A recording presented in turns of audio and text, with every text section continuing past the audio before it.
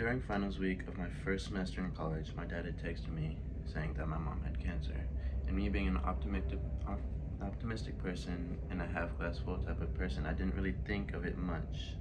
It did affect me, but I wasn't really sad at the time.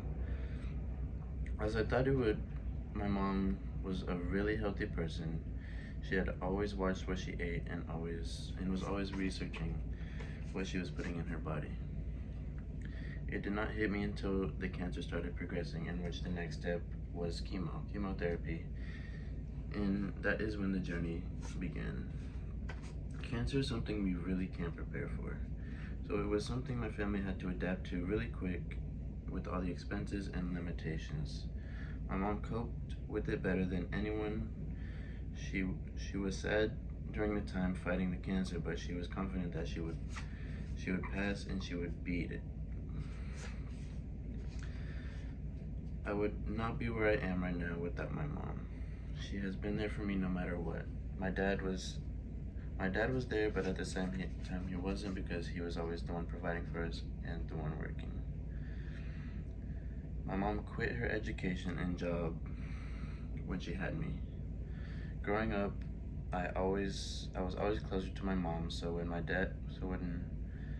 she had cancer, there was never any time where I was not there for her. My mom has always been driven and confident in what she wants. I remember growing up, she would always tell me, "Si Dios quiere," which is a saying in Spanish, which means that whatever is happening in life right now is what God wants for you.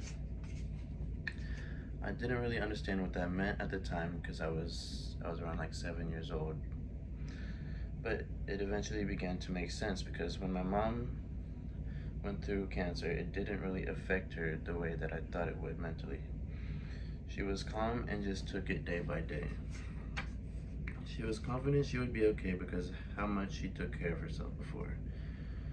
She was driven to beat it even during the rough times of the chemo. She fought through and succeeded.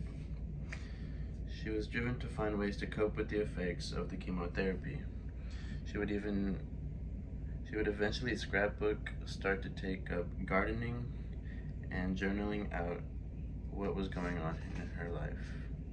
I know most people would struggle to have the energy to think about finding different hobbies while under such a strong and draining medication like chemotherapy.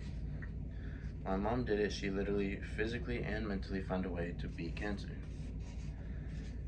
My mom beating cancer was not the only thing she did that made me know she was strong.